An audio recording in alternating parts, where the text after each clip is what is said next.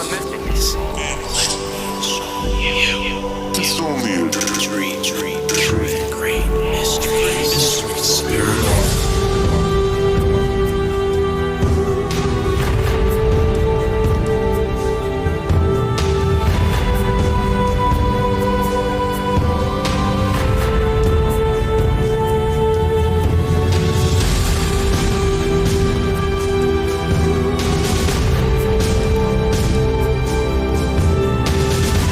I'm not telling you to believe me. I'm asking you to join me. So let me show you it's real.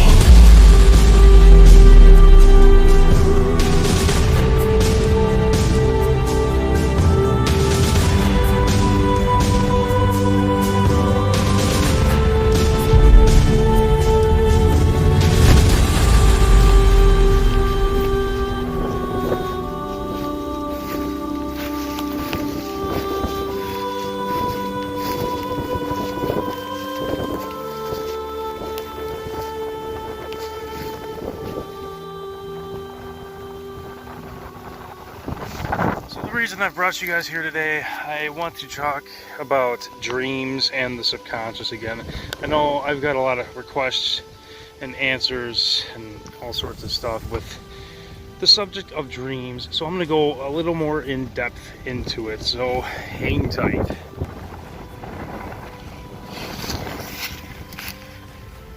I don't know if you guys will be able to hear me over this wind, but I'll give it my best shot.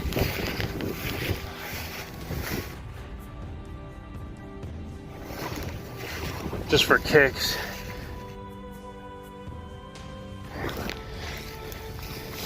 There's my partner.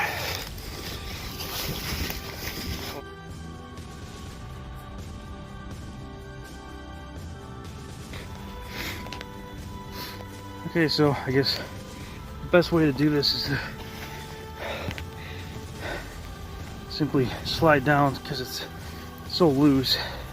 This place is known for a lot of carbon, coal in particular, and you know what coal turns into: diamonds, and also other materials, granted on other minerals that are involved, so we can get all sorts of types of crystals and extraordinary finds here. It's pretty, yeah, it's fun climbing this stuff.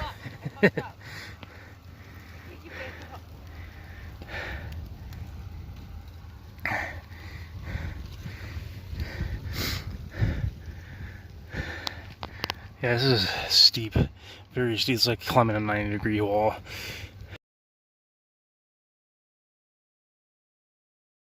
And this is a piece of selenite that we found. Very beautiful. This is one of the biggest clusters we found here. We got selenite, coal, which I had a piece but it broke, and then we have iron ore all over the place. Even the iron ore has little crystals on it, which is pretty cool. So we're gonna take a dive down this way and then come back up this way and see what else we can find.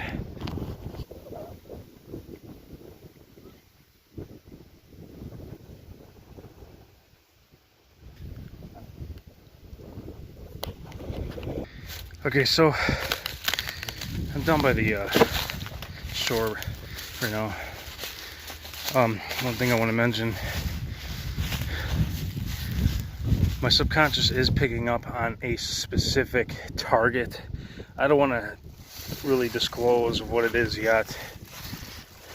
I already told my partner what it is, so we will see if we come across it, and if we do, I will obviously let you know. But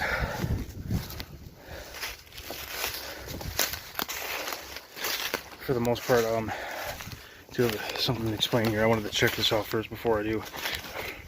I'm not too sure exactly what this is, but it looks like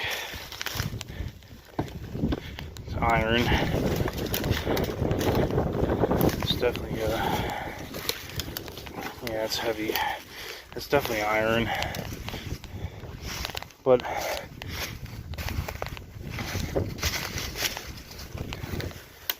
gasoline can. If it wasn't missing the top, I'd actually take that. I can always use those. Anyway, moving on. The subconscious mind. I wanted to explain something about that. It's actually pretty significant. When it comes into the terms of sending transmission to people, like I stated in the last video, you have to be in a completely relaxed state and have the visuals, the mental visuals accessible to you. And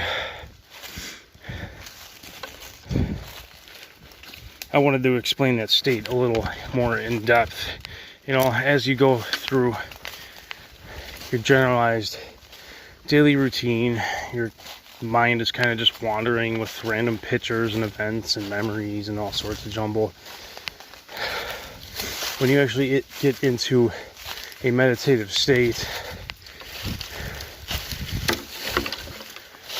it's really, really difficult to put into layman's terms to try and understand this. But the difference between, you know, your random jumbled, you know, daily thoughts, this state is of pure focus. There's nothing more to it. You have to maintain the focus in order to be able to send transmission. And this particular state, I would best describe this as, you know, for example, you picture a tree in your head, but when you're in this relaxed trance state, everything does become darkened out, and that is how you know you are in your perfectly trance-fixed state to be able to send transmission. It's a visualization technique that is very, very subtle when it comes to pictures in your head. I mean, the best way I could describe it is, like I said in my previous videos, you know, when I first begun, it's more of a state of a blacked out state, or at least if that's not the case, it's the visuals are extremely minimal. And when you target someone or something, you visualize the target in a very, very, very dim state.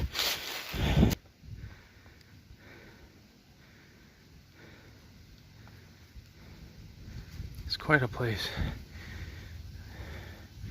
I always love hidden treasures of the states that I'm in. It's great. Alright, remember how I said the subconscious is the divine?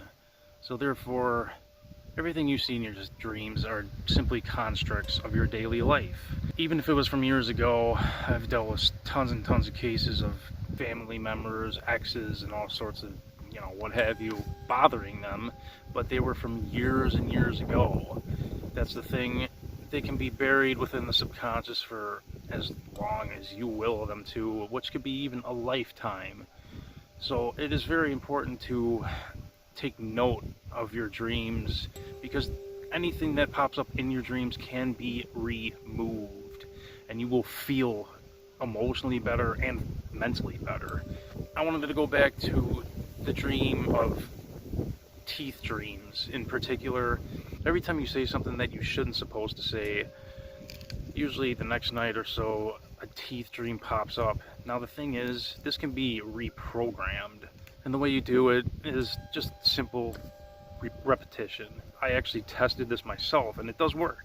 I was getting teeth dreams because I was saying dumb stuff, and therefore I asked the divine to project a different term into showing me that I'm talking how I shouldn't be, in which instead of a teeth dream that popped up, I actually had my tongue get ripped out, which is a lot more doable rather than the horrific dreams of my teeth falling out. So it is possible, and it does work, and it works very well. So in the terms of sleep paralysis, back to video 3 that I've done, I actually missed one crucial, vital piece that I forgot to include, which is completely unfortunate because it is a great video on how to remove them. So if you would like to remove your sleep paralysis demon or entity, obviously follow that video, but also before you do the ritual itself, include the revisitation of the trauma that you have endured. Speak it out loud, write it down on a piece of paper, do whatever you need to do to get that trauma out of you and spoken, so the subconscious will know exactly what you are targeting. And then after which, feel free to invoke that ritual and complete it as necessary. And then once you are done with the ritual, whatever trauma that you have written down on that piece of paper, just simply burn it outside and then complete the ritual. That will do it. That will take care of it. That will remove the sleep paralysis entity and all trauma that is associated to it. Alright, on to our next secret spot here, yeah? Let's do it.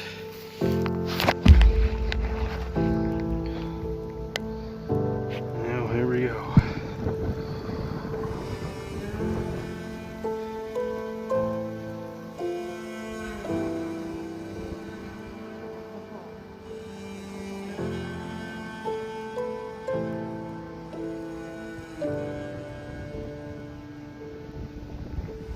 Love how intricate this place is.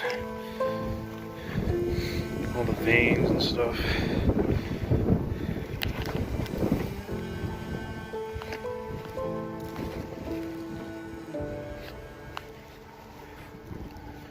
Nice iron-rich dirt. Bunch of coal everywhere.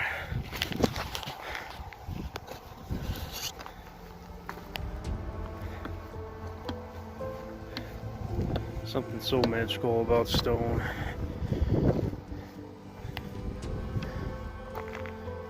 Yeah. It's a good, yeah, it depends, but maybe 75 to 100 feet down. It's a pretty good drop off.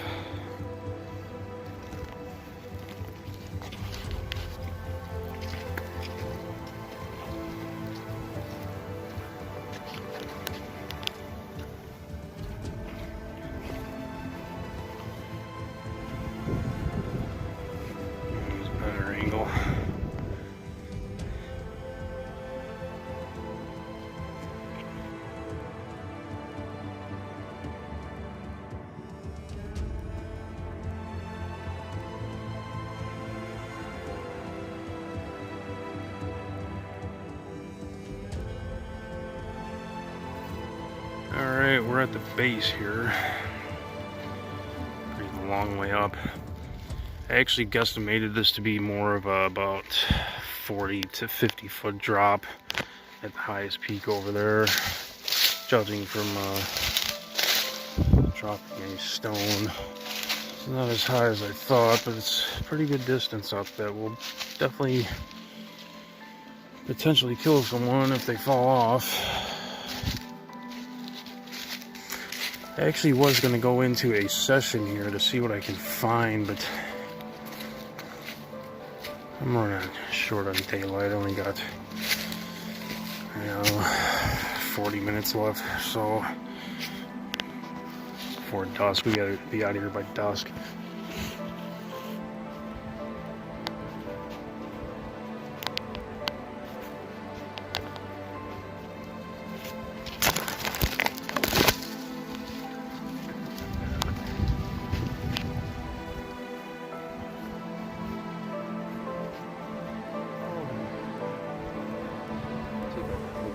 Wall of cliff.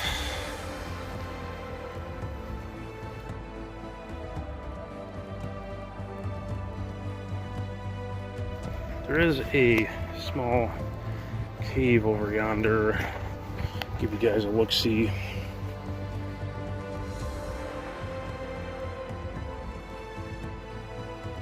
For all the people that are curious about the paranormal, one thing I can really say is the paranormal is definitely linked to your own mind and or subconscious. It's like sand, pure white sand. It's all sandstone, by the way, but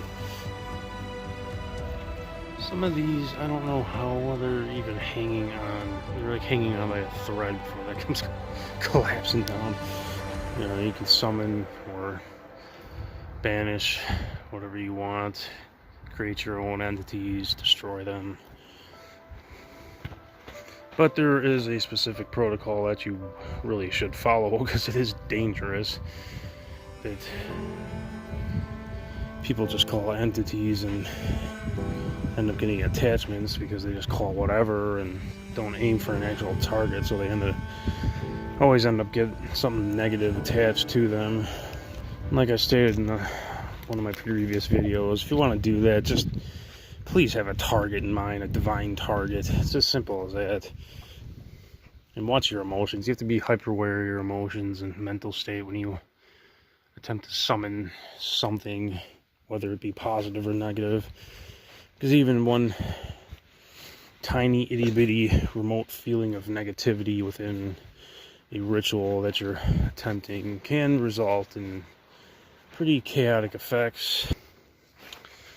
I could tell you, I don't know, it's kind of pointless, but shadow entities. If anyone is seeing shadow entities, that means they have an attachment and it should be removed. I've seen them plenty of times through working throughout all my cases, and every time I piss off an entity by removing it, a lot of the times it does end up showing up, and I see it out of the corner of my eye and I know it's there, and I end up binding it and sending it on its way. Which I guess can lead me to another topic. If you do wish to bind an entity, every time I get woken up by one of them junks, I immediately jump into action, and that's always my first move, is to bind it. Which, you know, you call about your divine source, and you basically, I mean, you can do anything to it. You can wrap it in chains, you can freeze it, you can lock it in a divine jail cell of light so it can't escape. You can strip it of all its power. I mean, the possibilities are endless, and it always works too. So there is another thing I would like to mention about negative attachments. 99% of the generalized population has negative attachments, and they are very, very strong. Even with minor negative entities, everybody has them. It doesn't matter who they are or whatever. Everybody on this planet has minor entities. You know, we all go through life. We have experiences. A lot of them are negative. So that being said, that's why it's always so crucial to keep your subconscious perfectly crispy clean, so no junk can ever bother you. This is why I'd highly recommend against summoning negative entities, because if you do end up summoning a negative entity, over time they do tend to grow in power, but these things will completely annihilate you and your entire life. So I would highly suggest doing that. I would always call upon the divine. It's the best source to work with. It doesn't matter what divine source you work with. Recommend always working with your divine source overall, just so you can have the best life that you can possibly get. Beautiful white sand, man. Here's the cave. Well, small cave, I guess, or crevasse, if you will. Figured I'd show you guys a little.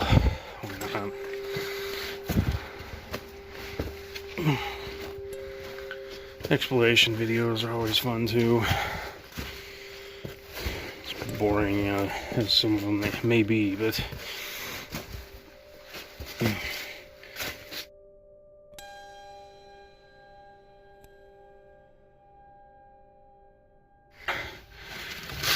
yeah, very, very soft stuff, no doubt. And you know what? Funny thing is, it literally smells like seawater, algae, which makes me guess this may have been, or used to been, a ancient seashore or bed, maybe. Which I guess can bring me to another point. The Great Lakes, such as, you know, Great Huron, Lake Michigan, and Lake Erie, all used to be like 10,000 times bigger, or well, wider and deeper, and they would span for a lot more miles than they do now. Ancient times, a lot of this used to be completely underwater, which I find fascinating. I always love good old history. I could see this being an ancient seabed.